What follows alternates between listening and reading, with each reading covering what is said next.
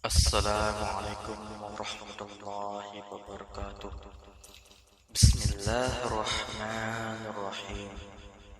Sudah 1400 tahun lebih kita ditinggalkan oleh junjungan besar kita Nabi Muhammad sallallahu alaihi wasallam, dan alhamdulillah sampai ke hari ini kita masih dapat merasakan nikmat iman dan Islam yang merupakan buah daripada perjuangan dan kegigihan yang berterusan daripada para ulama dalam memikul tugas yang telah diwariskan oleh baginda Rasulullah SAW.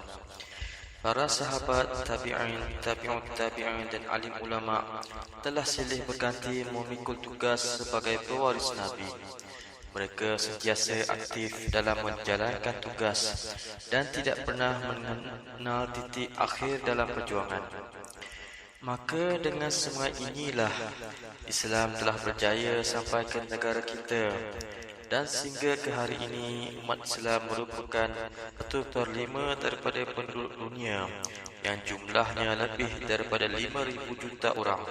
Sementara negara kita, Malaysia, yang tercintai ini merupakan negara majoriti penduduknya ialah beragama Islam. Sejak akhir-akhir ini, umat Islam sering ditimpa malapetaka dan berhadapan dengan pelbagai ujian. Namun dengan limpah kurnia dan kasih sayang Allah Subhanahu wa taala, mereka masih wujud dan masih lagi mempunyai nilai-nilai agama dalam kehidupan, walaupun kita mengakui secara hakikatnya masih wujud kekurangan di sana sini. Al-Quran dan hadis ialah pusaka yang ditinggalkan oleh Rasulullah SAW untuk umatnya. Mereka tidak akan sesat dan lenyap dari permukaan bumi ini selagi masih berpegang teguh kepada kedua-duanya. Al-Quran dan hadis adalah pegangan yang tidak akan luntur dan sumber segala kekuatan serta keterangan yang lengkap dan jelas tentang identiti Islam itu sendiri. Sebenarnya, segala permasalahan yang dihadapi oleh umat Islam, baik yang telah lalu, sedang dan yang akan berlaku, semuanya telah diterangkan oleh Rasulullah SAW dalam hadisnya. Tidak ada satu pun yang tertinggal. Jadi, semua permasalahan itu telah diterangkan tentang cara-cara untuk menyelesaikannya. Maka dalam hal ini termasuklah permasalahan-permasalahan yang sedang dihadapi oleh umat Islam akhir-akhir ini. Semuanya telah pun diterangkan oleh Rasulullah SAW kepada umatnya dalam hadis-hadisnya, supaya mereka dapat berwaspada dan menjaga diri, supaya mereka tetap berada dalam ajaran-ajaran Islam yang murni dan terhindar daripada segala kerosakan serta bahaya kesesatan. Imam Muslim ada menerangkan dalam kitabnya seperti berikut. Artinya, daripada Abu Zaid, iaitu Amr bin Akhtab al-Ansari radhiyallahu anhu, beliau berkata, Rasulullah SAW solat subuh berjemaah dengan kami. Kemudian baginda terus naik ke atas mimbar dan berkhutbah sehingga sampai masuk waktu solat zuhur. Kemudian baginda turun dari mimbar dan solat zuhur bersama kami. Setelah selesai solat zuhur, baginda terus naik lagi ke atas mimbar dan menyambung khutbahnya sampai masuk waktu solat asar. Maka baginda turun dari mimbar dan solat asar bersama kami. Setelah selesai solat asar, baginda naik lagi ke atas mimbar dan melanjutkan khutbahnya sehingga tenggelam matahari. Baginda memberitahu kami apa-apa yang telah terjadi dan apa yang akan terjadi. Maka sesiapa yang paling bijak di antara kami, dialah yang paling banyak menghafalnya. Riwayat Muslim. Dalam khutbah baginda SAW yang panjang ini telah diterangkan hal-hal yang berkaitan dengan makhluk daripada permulaan penciptaannya hingga ke akhir zaman, dan perkara-perkara yang berkaitan dengan alam barzakh.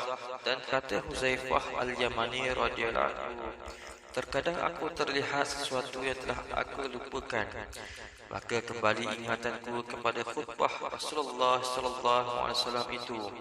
Maka aku mengingatnya kembali. Samalah halnya dengan kamu yang mengenali semula sahabat yang telah lama hilang daripada ingatan apabila bertemu kembali dengannya. Maka dalam ini akan disebutkan beberapa buah hadis tentang peristiwa akhir zaman dan gambaran yang jelas terhadap permasalahan yang sedang dihadapi oleh umat Islam di zaman ini. Mudah-mudahan dengan mengikuti panduan yang diberikan oleh junjungan kita ini, dapatlah kita menyelesaikan segala permasalahan yang sedang dan akan kita hadapi. Semoga akhirnya nanti terbukalah di hadapan kita jalan yang membawa keselamatan di dunia ini dan kebahagiaan yang kekal di akhirat nanti. Sebelum kita mengakhiri mukadimah ini, sebaiknya kita mengambil suatu peringatan daripada sebuah hadis Rasulullah sallallahu alaihi wasallam yang artinya daripada Abu Hurairah radhiyallahu anhu bahwasanya Rasulullah sallallahu alaihi wasallam bersabda, jika ada seorang berkata, orang ramai masyarakat sekarang ini sudah rosak, maka orang berkata itu sendiri yang paling rosak di antara mereka. Hadis riwayat Muslim. Imam Nawawi ketika menulis hadis ini dalam kitab Riyadus Shalihin memberikan penjelasan seperti berikut. Larangan seperti di atas ini larangan berkata bahawa orang ramai telah rosak adalah untuk orang yang mengatakan sendiri pun dengan tujuan rasa bangga dengan diri sendiri. Larangan seperti di atas ini larangan berkata bahawa orang ramai telah rosak adalah untuk orang yang mengatakan sedemikian itu dengan tujuan rasa bangga dengan diri sendiri sebab dirinya tidak rosak dan dengan tujuan merendahkan orang lain dan merasa dirinya lebih mulia daripada mereka. Maka yang demikian ini adalah haram. Walau bagaimanapun, sekiranya seorang yang berkata seperti itu kerana melihat kurangnya perhatian masyarakat terhadap agama serta didorong oleh perasaan sedih melihat nasib yang dialami oleh mereka, lalu timbul perasaan cemburu terhadap agama, maka perkataan itu tidak ada salahnya. Demikianlah yang dijelaskan oleh para ulama dan itulah cara mereka menguraikan permasalahannya. Antara ahli ulama yang berpendapat demikian ialah Imam Malik bin Anas, Al-Khattabi, Al-Humaidi dan lain-lain. Maka hendaklah hadis ini menjadi suatu peringatan kepada kita apabila menguraikan hadis-hadis akhir zaman seperti apa yang dituliskan di dalam buku ini yang banyak mengutarakan tentang kemunduran umat Islam dan kemerosakan moral mereka. Oleh sebab itu, apabila kita cuba mengaitkan hadis-hadis tersebut dengan keadaan umat Islam dewasa ini, maka janganlah kita merasa bangga dan ujub dengan kebaikan diri kita sendiri. Bahkan hendaklah kita menegur diri kita dan jangan suka menuding jari pada orang lain. Apabila kerosakan moral umat Islam dewasa ini yang dibicarakan, maka biarlah perbincangan tentangnya itu dalam bentuk yang sihat dan dengan perasaan penulas kasihan dan rasa cemburu terhadap agama, bukan dengan perasaan bangga diri dan memandang rendah kepada orang lain. Mudah-mudahan Allah Subhanahu wa taala mencucurkan rahmat taufik dan hidayahnya kepada kita. Assalamualaikum warahmatullahi wabarakatuh. Bismillahirrahmanirrahim. Hadis pertama. Takwa dan perpaduan asas keselamatan pada akhir zaman. Daripada Abu Najih Irbad bin Sariyah radhiyallahu anhu, dia berkata, Rasulullah sallallahu alaihi wasallam telah memberi nasihat kepada kami akan satu nasihat yang menggetarkan hati dan menitiskan air mata kami ketika mendengarnya. Lalu kami berkata, Ya Rasulullah, seolah-olah ini adalah nasihat yang terakhir bagi kami, maka berilah pesanan kepada kami. Lalu baginda sallallahu alaihi wasallam bersabda, aku menasihatimu supaya sentiasa bertakwa kepada Allah dan mendengar serta taat kepada pemimpin kamu, sekalipun yang memimpin kamu itu hanya seorang hamba. Sesungguhnya barang siapa yang panjang umurnya daripada kalangan kamu, pasti dia akan melihat perselisihan yang banyak.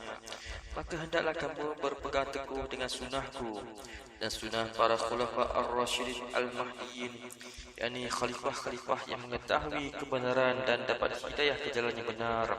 Dan gigitlah sunnah-sunnah itu dengan geraham, dan jauhilah perkara-perkara yang baru, yakni bid'ah yang diada-adakan, kerana sesungguhnya tiap bid'ah itu adalah sesat.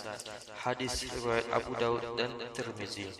Keterangan: hadis ini mengandungi pesanan-pesanan yang sangat berharga daripada Rasulullah SAW untuk umatnya, terutama bagi mereka yang berhadapan dengan zaman yang penuh dengan kekacauan dan perselisihan, iaitu seperti zaman yang sedang kita hadapi sekarang ini. Oleh sebab itu, siapa yang mahu selamat, maka hendaklah dia mengikuti segala ajaran yang telah dibawa oleh Rasulullah SAW seperti yang disebut dalam hadis di atas. Pertama, hendaklah sentiasa bertakwa kepada Allah Ta'ala dalam segala keadaan dengan menjunjung segala perintahnya dan menjauhi segala larangannya. Kedua, mematuhi arahan pihak yang menguruskan hal-hal yang berkaitan dengan kaum muslimin, walaupun seandainya mereka terdiri daripada golongan hamba, selama mereka berpegang teguh dengan Al-Quran dan sunnah Nabi SAW dan sunnah-sunnah para khulafa ar-rasyidin.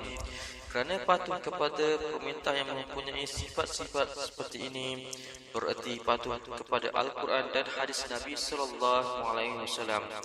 Ketiga, berpegang teguh kepada sunnah Nabi SAW dan kepada sunnah-sunnah khulafa ar-rasyidin al-mahdiyin, yakni Abu Bakar radhiyallahu anhu, Umar al-Khattab radhiyallahu anhu, Utsman bin Affan dan Ali karamallahu wajhah, yang mana mereka telah mendapat petunjuk daripada Allah Ta'ala, iaitu berpegang pada akidah dan amalan ahli sunnah wal jamaah, di mana hanya penganut fahaman ini sahaja yang mendapat jaminan selamat daripada api neraka dan yang akan beruntung mendapatkan syurga pada hari kiamat nanti.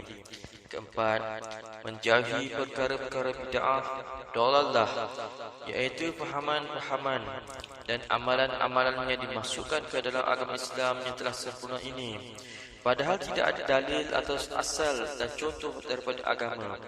Seandainya ada asal atau dalilnya, maka perkara-perkara yang baru itu tidak dikatakan bid'ah menurut pengertian syarak. Ini bukan bid'ah dalalah, tetapi hanya dinamakan bid'ah menurut pengertian lughah atau bahasa, iaitu dinamakan bid'ah hasanah. Hadis kedua, mengapa dunia Islam menjadi sasaran permusnahan?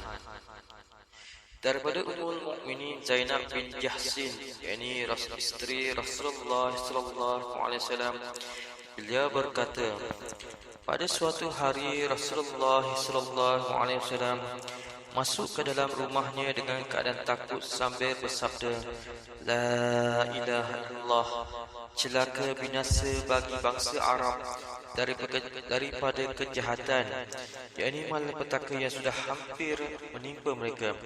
Pada hari ini telah terbuka dari dinding Ya'juj dan Ma'juj seperti ini, dan baginya menemukan hujung ibu jari dan hujung ibu jari yang sebelahnya, yakni jari telunjuk dengan itu. Baginda mengisyaratkan seperti bundaran. Saya ini Zainab bin Jahsin bertanya, Ya Rasulullah, apakah kami akan binasa sedangkan di kalangan kami masih terdapat orang yang soleh?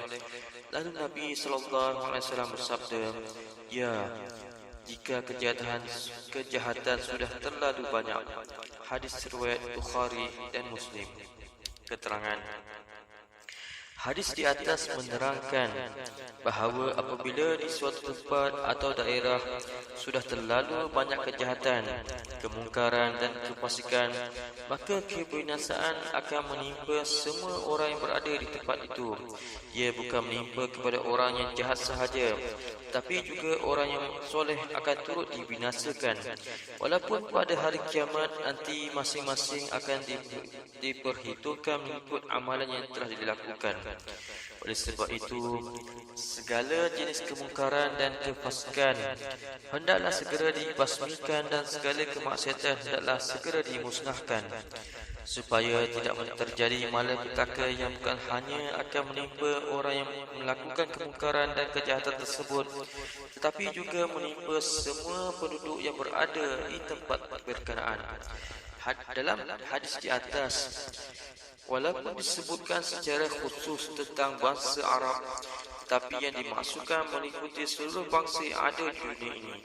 Tujuan disebutkan bangsa Arab secara khusus adalah kerana Nabi kita sallallahu alaihi wasallam sendiri daripada kalangan mereka, dan yang menerima Islam pada waktu permulaan penyebarannya juga daripada kalangan bangsa Arab dan sedikit sekali daripada bangsa lain.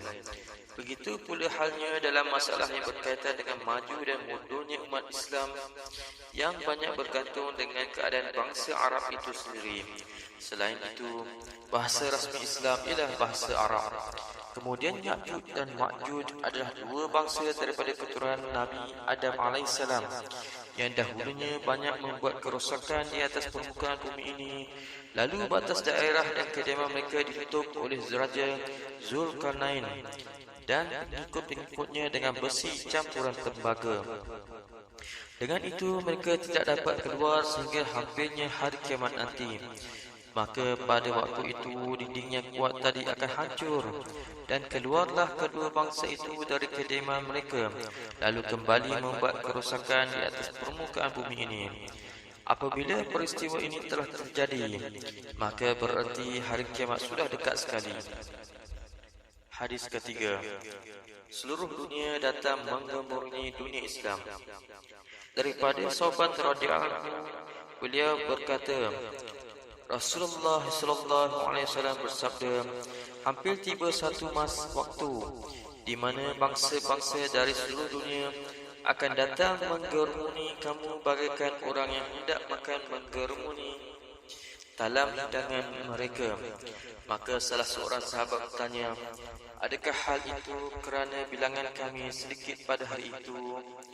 Nabi sallallahu alaihi wasallam menjawab, bahkan kamu pada hari itu banyak sekali, tetapi kamu umpama buih di waktu banjir, dan Allah Subhanahu wa taala akan mencabut rasa gentar terhadap kamu dari hati musuh-musuh kamu, dan Allah Subhanahu wa taala akan melemparkan ke dalam hati kamu penyakit wahan. Seorang sahabat bertanya, apakah penyakit wahan itu wahai Rasulullah? Nabi sallallahu alaihi wasallam menjawab, cinta dunia dan takut mati. Hadis riwayat Abu Daud. Keterangan, memang benar apa yang disabdakan oleh Rasulullah sallallahu alaihi wasallam tersebut. Keadaan umat Islam pada hari ini benar-benar menggambarkan apa yang disabdakan oleh Rasulullah sallallahu alaihi wasallam tadi, di mana mereka mempunyai jumlah penganut yang banyak, iaitu lebih 1,000 juta orang, lebih kurang 1/5 penduduk dunia. Tetapi mereka sering menjadi alat permainan bangsa-bangsa lain. Mereka ditindas dan diinjak-injak. Mereka dibantai dan dibunuh dengan cara yang sangat hina. Bangsa-bangsa dari seluruh dunia walaupun berbeza agama, namun mereka bersatu untuk melawan dan melumpuhkan kekuatan umat Islam. Sebenarnya, sebab kekalahan kaum muslimin berpunca daripada dalam diri mereka sendiri, iaitu adanya penyakit wahan yang merupakan penyakit campuran daripada dua unsur yang terdapat dalam diri manusia, iaitu cinta dunia dan takut mati.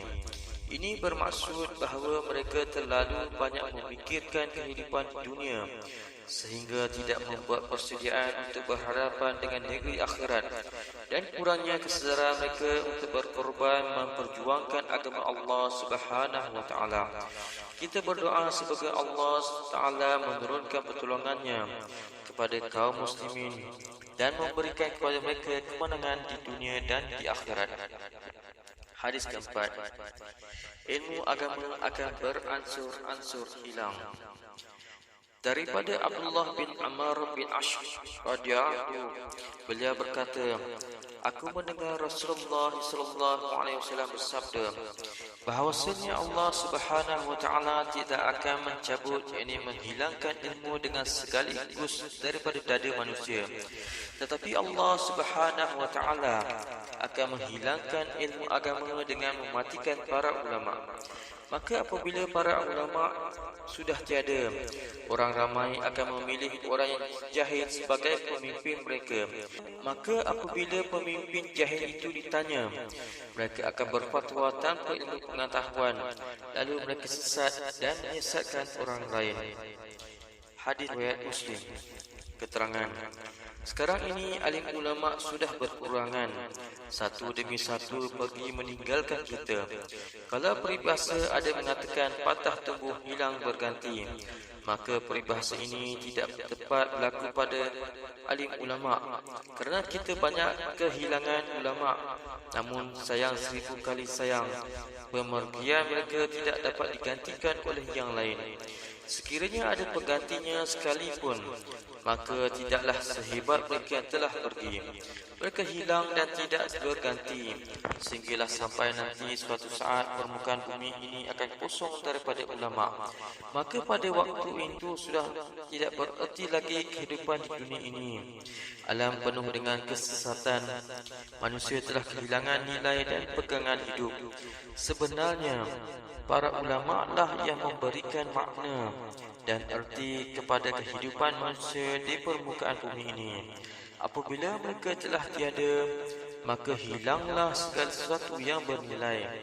Paling menyedihkan kita apabila kegiatan untuk melahirkan ulama ini tidak mendapat perhatian sewajarnya daripada masyarakat sekarang ini. Ilmu agama tidak banyak dipelajari berbanding dengan ilmu umum. Pondok-pondok dan madrasah-madrasah kurang mendapat perhatian daripada para cendekiawan. Mereka lebih mengutamakan pelajaran di bidang keduniaan yang dapat menjanjikan keuntungan harta benda dunia. Oleh sebab itu, perlulah kita memikirkan hal ini dan mencari jalan untuk menyelesaikannya. Hadis kelima, umat Islam mengikuti langkah-langkah Yahudi dan Nasrani. Daripada Abu Sa'id Al-Khudri radhiyallahu anhu, beliau berkata, Rasulullah sallallahu alaihi wasallam bersabda, kamu akan mengikuti langkah-langkah umat sebelum kamu sejengkal demi sejengkal, sehasta demi sehasta, sehingga dikala mereka masuk ke lubang biawak sekalipun, kamu akan mengikuti mereka. Sahabat bertanya, ya Rasulullah, adakah Yahudi dan Nasrani yang engkau maksudkan? Nabi sallallahu alaihi wasallam menjawab, siapa lagi kalau bukan mereka? Hadis riwayat Muslim. Umat Islam akan mengikuti jejak langkah atau gaya hidup orang Yahudi dan Nasrani, dan hingga dalam urusan yang kecil sekalipun, termasuk juga dalam urusan yang tidak masuk akal. Contohnya, jikalau orang Yahudi dan Nasrani masuk ke lubang biawak yang kotor dan sempit sekalipun, orang Islam akan terus mengikuti mereka. Sekarang ini kita dapat melihat hakikat apa yang telah disabdakan oleh Rasulullah SAW ini. Ramai orang Islam yang kehilangan pegangan hidup. Mereka banyak meniru gaya hidup Yahudi dan Nasrani, baik secara sedar atau tidak. Ramai orang Islam yang telah terperangkap dalam tipu muslihat Yahudi dan Nasrani, dan banyak pula di kalangan mereka yang sudah menjadi alat untuk kepentingan Yahudi dan Nasrani. Ya Allah, selamatkan kami daripada mereka. Hadis ke-6, golongan anti hadis. Daripada Miqdam bin Ma'di Kariba radhiyallahu, beliau berkata bahawa Rasulullah sallallahu alaihi wasallam bersabda, hampir tiba suatu zaman di mana seorang lelaki yang sedang duduk bersandar di atas kursi kemegahannya, lalu disampaikan kepadanya sebuah hadis daripada hadisku. Maka dia berkata, pegangan kami dan kamu hanyalah kitabullah, ini Al-Quran. Apa yang dihalalkan oleh Al-Quran kami halalkan, dan apa yang diharamkan oleh Al-Quran kami haramkan. Kemudian Nabi SAW melanjutkan sabdanya, padahal apa yang diharamkan oleh Rasulullah SAW sama hukumnya dengan apa yang diharamkan oleh Allah Ta'ala. Hadis riwayat Abu Daud dan Ibnu Majah. Lelaki yang dimaksudkan dalam hadis ini ialah seorang yang mengingkari kedudukan hadis sebagai sumber hukum yang kedua setelah Al-Quran. Dia hanya percaya kepada Al-Quran, dan baginya hadis bukan menjadi sumber hukum dan tempat rujukan. Pada hakikatnya, golongan ini ialah golongan yang tidak percaya kepada Al-Quran dan juga tidak percaya kepada hadis. Kerana orang yang mendustakan salah satu daripada kedua-duanya sama sahaja dengan mendustakan kedua-duanya sekali. Sebenarnya kita tidak akan dapat memahami Al-Quran jika tidak kembali kepada hadis Nabi sallallahu alaihi wasallam. Ini disebabkan Al-Quran banyak menyebutkan garis-garis besar ajaran Islam dan dalam bentuk yang umum, manakala hadis pula berfungsi untuk menjelaskan isi dan kandungan ayat-ayat Al-Quran tersebut serta merungkaikan segala permasalahannya yang rumit secara terperinci. Golongan ini dianggap telah keluar daripada ikatan agama Islam, maka hendaklah kita berhati-hati dengan mereka.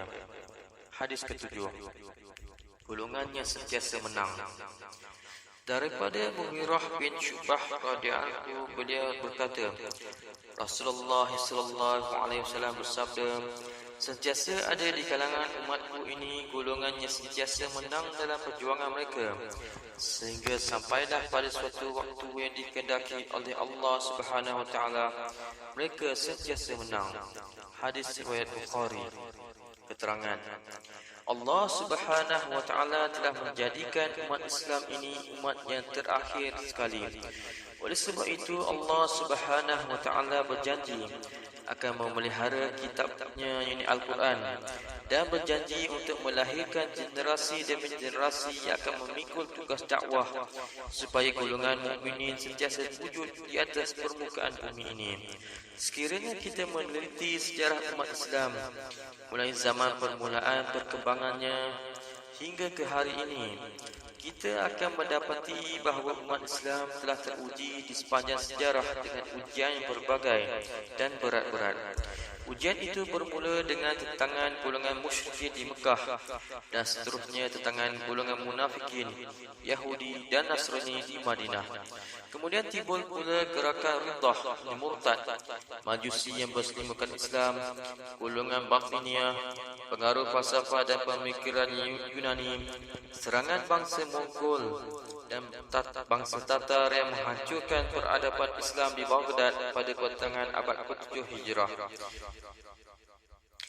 Begitu pula halnya dengan pembantaian terhadap kaum muslimin ketika jatuhnya kerajaan Islam di Andalus, ini Spanyol, dan seterusnya disambung dengan pengaruh pemikiran imperialis barat terhadap dunia Islam, gerakan Zionis Yahudi dan misioneri Nasrani yang mempunyai peralatan yang canggih.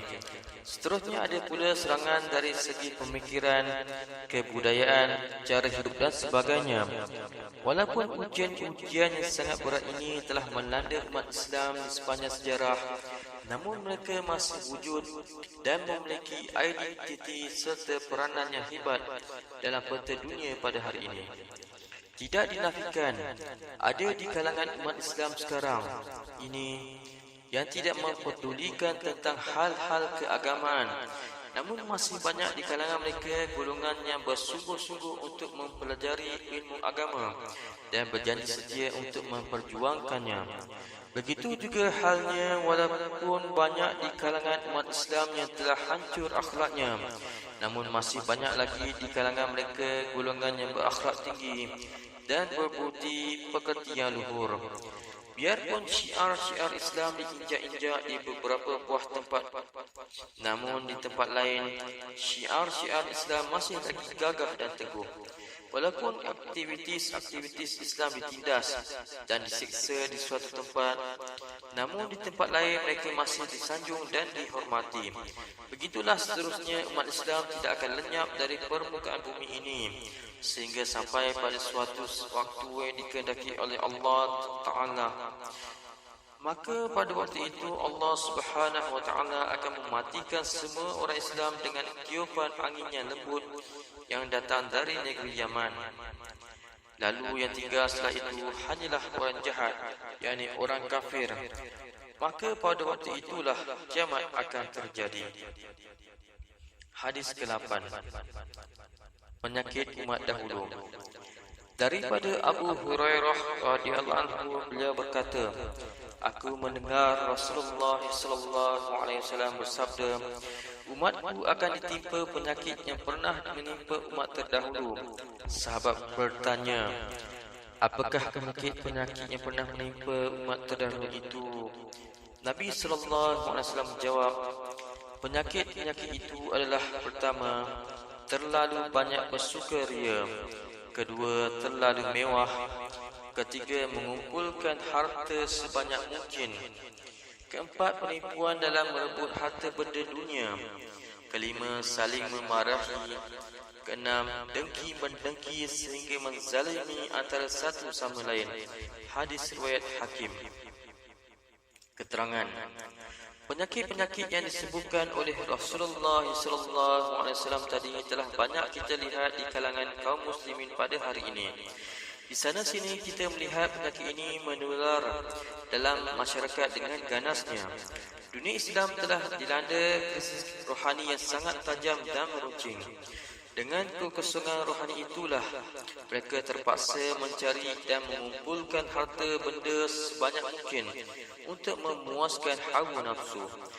Maka apabila hawa nafsu diturunkan, sudah tentu mereka akan menggunakan apa sahaja cara dan tipu muslihat untuk mendapatkan harta. Ketika itu akan hilanglah nilai-nilai akhlak yang baik. Apa yang ada hanyalah kecurangan, khianat, dengki-mendengki dan sebagainya. Marilah kita memperhitungkan diri sebelum kita diperhitungkan di hadapan Allah Subhanahu wa Ta'ala pada hari kiamat nanti. Hadis ke-9. Islam kembali asing. Daripada Abu Hurairah radhiyallahu, beliau berkata, telah bersabda Rasulullah sallallahu alaihi wasallam, Islam mulai berkembang dalam keadaan asing dan ia akan kembali asing pula. Maka beruntunglah orang yang asing. Hadis riwayat Muslim. Keterangan: Islam mula menampak di bumi Mekah dalam keadaan yang sangat asing daripada pandangan masyarakat. Sangat sedikit penganut dan pendukungnya jika dibandingkan dengan musuhnya. Setelah itu Islam tersebar ke seluruh dunia sehingga diterima hampir 2/3 penduduk dunia ketika itu. Kemudian Islam kembali asing dan kewujudannya terasa ganjil daripada pandangan mata dunia, bahkan daripada pandangan sebahagian orang Islam sendiri. Sebahagian daripada orang Islam berasa ganjil dan aneh apabila melihat orang Islam yang beriltizam, yakni komitmen dengan Islam dan mengamalkan tuntutan Islam yang sebenarnya. Seorang Muslim yang iltizam dengan ajaran agamanya dipandang pelik oleh masyarakat dan sukar untuk diterima sebagai individu yang sihat. Contohnya, jika ada suatu program kemasyarakatan, kemudian telah masuk waktu solat, tiba-tiba ada orang yang meminta izin untuk menunaikan solat, maka tindakan itu dianggap tidak sopan dan kurang wajar. Sedangkan orang yang tidak solat sambil bergurau sedar ketika orang lain solat tidak dianggap sebagai perbuatan yang salah atau terkutuk. Begitulah seterusnya nasib Islam di akhir zaman. Ia bukan sahaja akan terasing dan tersisih daripada masyarakat, bahkan tersisih daripada pandangan orang Islam itu sendiri yang mengaku sebagai umat Islam dan marah jika dikatakan bahawa dia bukan orang Islam. Hadis ke-10. Bahaya kemewahan. Daripada Ali bin Abi Talib karamallahu wajhah, bahawasanya kami sedang duduk bersama Rasulullah sallallahu alaihi wasallam di dalam masjid. Tiba-tiba datang Mus'ab bin Umair radhiyallahu dan tidak ada di atas badannya kecuali selembar selendang yang bertampal dengan kulit. Tatkala Rasulullah sallallahu alaihi wasallam melihat kepadanya, bagi dia menangis dan menitiskan air mata kerana mengenang akan kemewahan Mus'ab ketika berada di Mekah dahulu, kerana sangat dimanjakan ibunya, dan kerana memandang nasib Mus'ab sekarang ketika berada di Madinah sebagai seorang muhajirin yang terpaksa meninggalkan segala harta benda dan kekayaan di Mekah. Kemudian Nabi Muhammad sallallahu alaihi wasallam bersabda, bagaimanakah keadaan kamu pada suatu waktu nanti? Pergi pada waktu pagi dengan satu pakaian dan pergi pada waktu petang dengan pakaian yang lain pula. Apabila diangkatkan satu hidangan, maka diletakkan pula satu hidangan yang lain. Kamu menutupi, menghias rumah kamu seperti kamu memasang lampu Kaabah. Maka jawab sahabat, wahai Rasulullah, tentunya keadaan kami pada waktu itu lebih baik daripada keadaan kami pada hari ini. Kami akan memberikan perhatian sepenuhnya kepada masalah ibadah sahaja dan tidak sibuk lagi untuk mencari rezeki. Lalu Nabi sallallahu alaihi wasallam bersabda, tidak, keadaan kamu hari ini adalah lebih baik daripada keadaan kamu pada hari itu. Hadis riwayat Tirmizi. Keterangan. Dalam hadis ini Nabi Muhammad sallallahu alaihi wasallam menerangkan bahawa umatnya pada suatu waktu nanti akan mendapat kekayaan dan kemewahan dalam kehidupan. Pada waktu pagi dia memakai satu pakaian dan pada waktu petang pula memakai pakaian yang lain. Hidangan makanan tidak putus-putus. Rumah-rumah mereka pula indah dan dihias dengan beraneka ragam perhiasan yang mewah-mewah. Dalam keadaan demikian, kita juga mungkin akan berkata seperti perkataan sahabat, di mana kalau segalanya itu sudah ada, maka mudahlah hendak melaksanakan ibadah. Tetapi Nabi sallallahu alaihi wasallam kita mengatakan, keadaan serba kekurangan itu adalah lebih baik untuk kita. Artinya, lebih memberikan kesempatan untuk kita melakukan ibadah. Kemewahan hidup banyak menghalang seseorang daripada melakukan ibadah kepada Allah Subhanahu wa taala, seperti keadaan kita pada hari ini. Segala yang kita miliki walaupun tidak terlalu mewah, namun rasanya sudah mencukupi. Tapi apabila dibandingkan dengan kehidupan para sahabat, kita jauh lebih mewah daripada mereka, sedangkan ibadah kita sangat jauh ketinggalan. Kekayaan dan harta benda yang ada seringkali menyibukkan dan menghalang kita daripada melakukan ibadah. Kita sibuk mengumpulkan harta dan kita juga sibuk untuk menjaganya serta sibuk untuk menambah lebih banyak lagi. Tidak ubah seperti apa yang pernah disabdakan oleh Rasulullah sallallahu alaihi wasallam. Seandainya seorang anak Adam itu telah mempunyai satu lembah emas, dia berhasrat untuk mencari lembah yang kedua, sehingga dia dimasukkan ke dalam tanah menemui kematian. Begitulah gambaran kerakusan manusia dalam mengumpulkan harta kekayaan. Ia sentiasa mencari dan menambah sehingga menemui kematian. Maka ketika itu barulah dia sedar dan menyesal dengan 1001 penyesalan. Tetapi penyesalan sudah tidak berguna lagi. Oleh sebab itu, janganlah kita lupa daratan dalam mencari kekayaan. Tidak peduli halal dan haram, yang penting dapat harta. Tidak peduli dengan waktu solat, bahkan semua waktu digunakan untuk mengumpulkan kekayaan. Maka hendaklah kita sedar bahawa setelah berakhirnya dunia ini akan ada akhirat dan akan ada hidup setelah mati nanti. Biarlah kita mencari harta dunia mengikut keperluan sahaja. Kalau berlebihan, maka hendaklah digunakan untuk menolong orang lain yang kurang berkemampuan. Rajinlah bersedekah sebagai simpanan untuk hari akhirat kelak. Orang yang bijaksana adalah orang yang mempunyai perhitungan untuk waktu akhiratnya, dan dia menjadikan dunia ini tempat bertanam dan akhirat tempat memetik buahnya. Alhamdulillah, setelah mendengar hadis-hadis mengenai peristiwa akhir zaman ini, semoga kita dapat mengambil iktibar dan sampaikan kepada mereka yang tidak mendengarnya. Tutup dengan majlis ini dengan tasbih kifarah dan surah Al-Asr. Subhanallah wa bihamdihi, subhanallah wa bihamdihi, asyhadu an la ilaha illa anta, astaghfiruka wa atubu ilaik. Bismillahirrahmanirrahim. Wal 'asr, innal insana lafii khusr illa alladhina amanu wa 'amilus solihati wa tawassaw bil haqq wa tawassaw bis sabr. Assalamualaikum warahmatullahi wabarakatuh.